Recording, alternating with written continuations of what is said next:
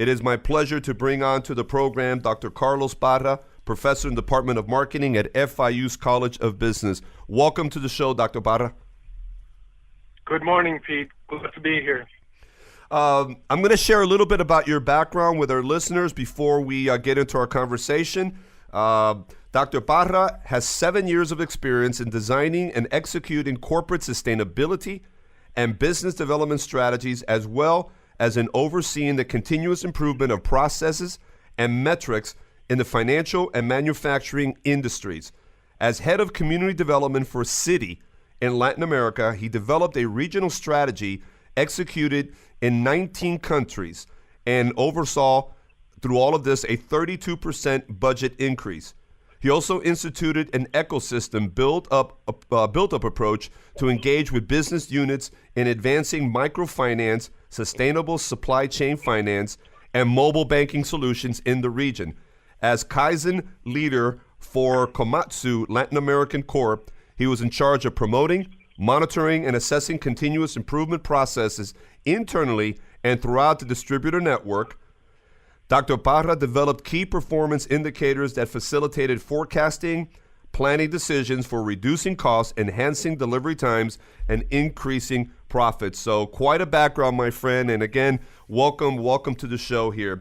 Now, Dr. Parra, let's set this all up. Obviously, a year and a half ago, President Obama made a historical announcement regarding the opening of communication and opportunities with the island of Cuba.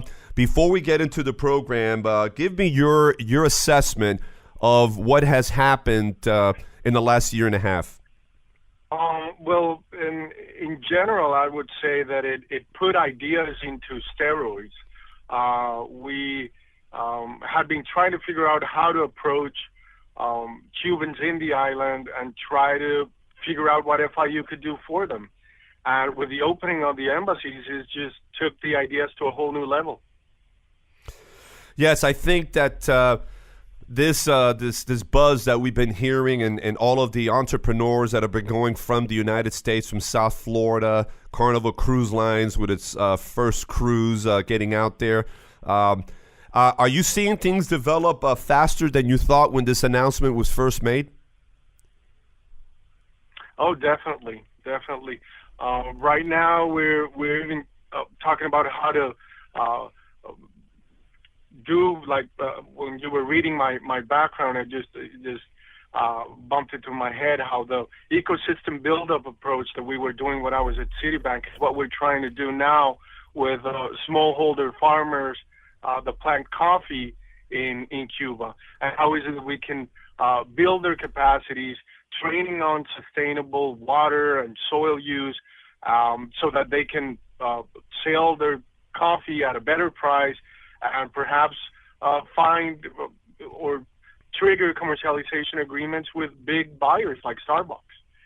So, we never thought this would be on the agenda a year ago. Correct. There's so much going on right now, and every day something new coming out of all of this movement as things develop between the United States and Cuba. FIU, of course, is leading a first-of-a-kind program for Cuban entrepreneurs, and you're calling it Incubando at FIU. Correct. Why don't you share with us what this program is all about, and then we'll get into the details of how you're going to be rolling it out. So this was an idea that Roots of Hope came up with, and they reached out to the Cuban Research Institute, the School of International Public Affairs, a couple years ago. And of course, this was one of these ideas that was put into steroids when the embassies opened.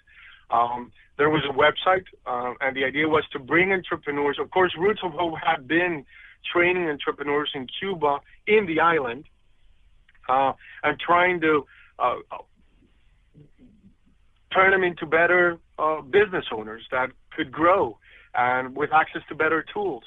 And they said, well, listen, it would be much better if we could bring those entrepreneurs over to Miami so that they can interact with other people and expand their network and see how things work over here. And that had been in the making for quite some time, but then it was facilitated with the opening on the embassies. We had a website.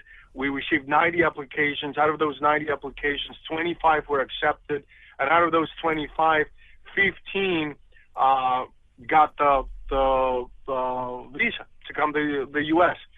The application was very simple. It was about 3 pages on about their business, how long they had been in business. They had to be younger than 40 years old, so it's for young entrepreneurs. They needed to be in business for at least a year.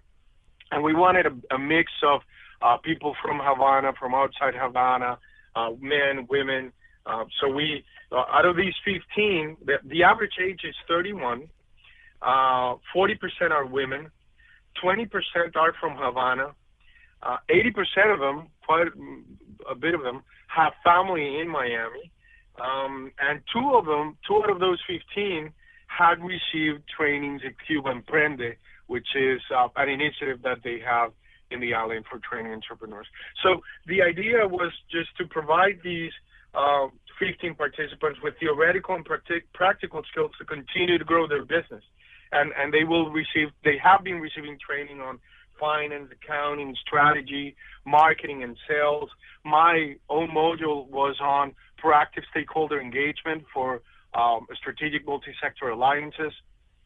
And the main objective of Incubando is to promote grassroots entrepreneurship in Cuba so that there's a new generation of business owners that has a different mindset. Yes, obviously, in fact, it is in Cuba, self-employed is called cuenta propista. And it is, these individuals have been issued license by the Cuban government to operate a business in the year. In on the island there, correct? Exactly. That was one of the other requirements for the application. They needed to have the cuenta propista license. And there's about 205 activities that have been approved by the Cuban government that so that people can get the cuenta propista license. So we have people that have restaurants. One of them has a pizza place, and it's opened their second one.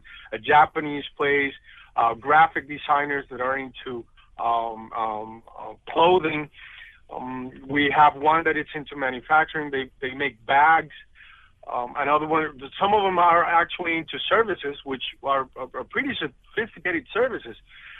One of them has a financial services firm. They do a feasibility analysis for people that want to invest in Cuba.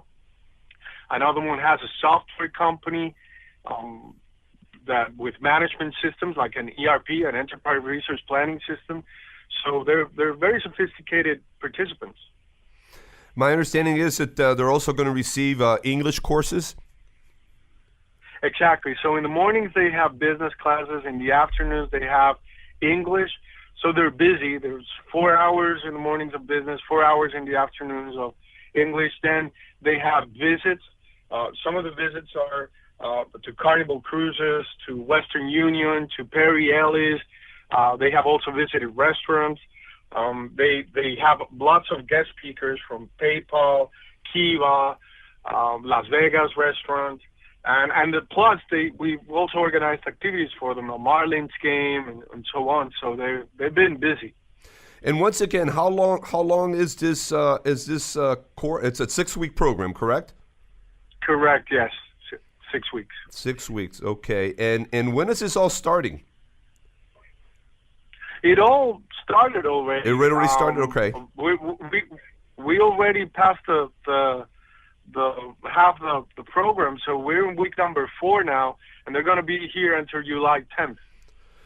So how has the response been so far, and what have you been? What is your takeaway from having these entrepreneurs from Cuba come here to Miami and have access to this type of education? I would say, from our perspective, from the team that's involved in the business teaching component, is I would say that it's how sophisticated they are, and what we're trying to develop is a common language through which we can communicate tools that are applicable in their context. So it's going to take time. And of course, what happens is that this is an organic context. It's going to keep on evolving. The rules are going to keep on changing. So what we're trying to find out right now is, for example, in my module on proactive stakeholder engagement, we discuss code of ethics and legality. So how is it that an entrepreneur can be illegal? And what does it mean to pay taxes? And what does it mean to engage with the regulator to advance an initiative that it's also in their interest? So, of course, another surprise was how happy they were to find out that there were other entrepreneurs like them all over the island, and how they have been interacting and exchanging information and learning from each other and establishing potential alliances among them, and also with people here in the U.S.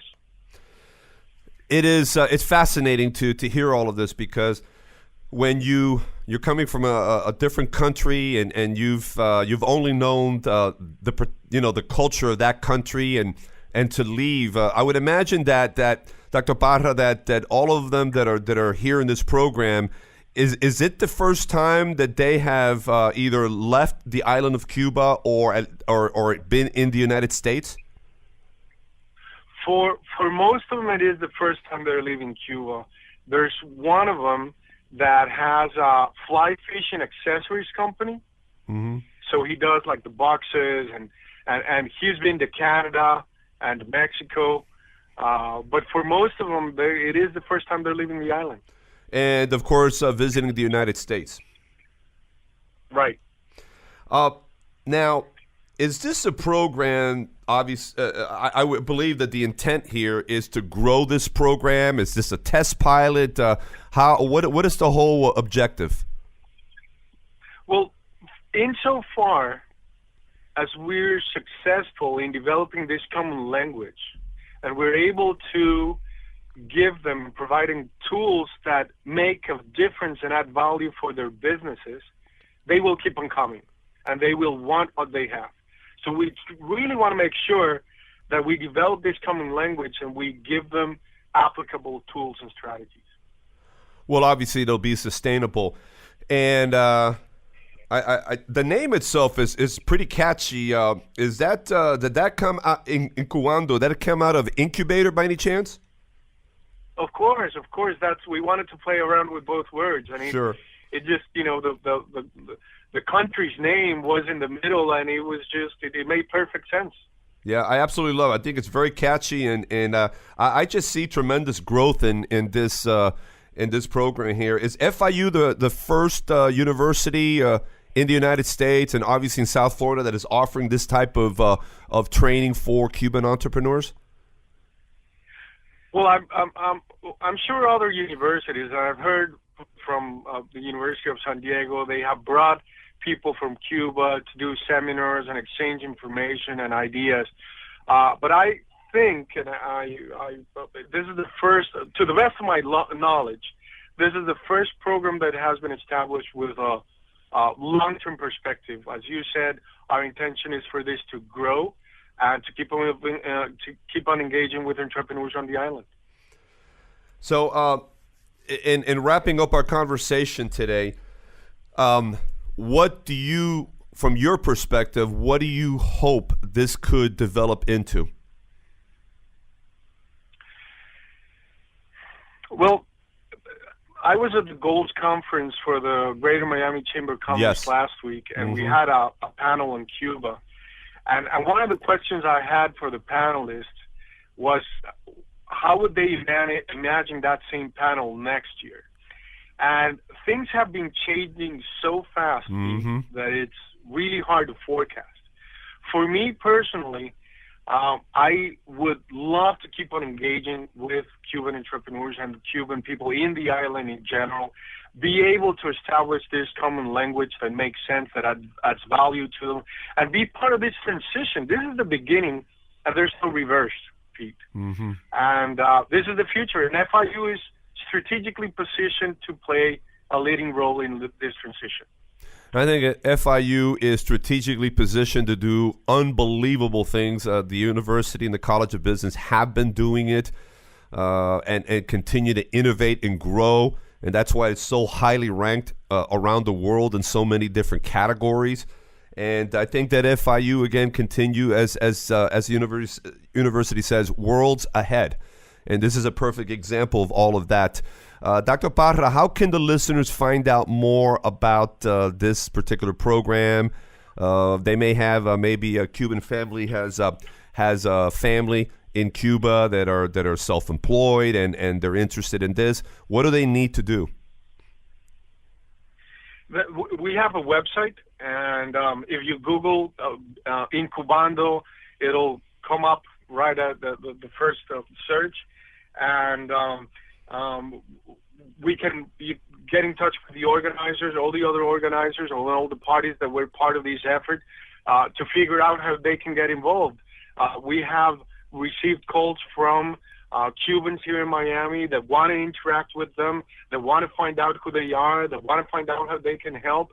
And they have been having lunch with them and inviting them over to their companies to see how they work, how they started. So by all means, please reach out to us and let us know how you would like to engage. Dr. Parra, thank you so much for taking time in your busy schedule to share this exciting news. Another example what FIU College Business continues to do here. You're setting new bars every day and of course connecting with what's happening, the trends in business, and providing out of the box educational opportunities for students in the U.S. and around the world. And this is a perfect example of that. So on behalf of all of the listeners, we want to thank you for being with us today. Well, thank you very much for your kind words about FIU and about our program and our initiatives. And thank you very much for having me, Pete. It's been a pleasure. Have a phenomenal day. You too. Take care.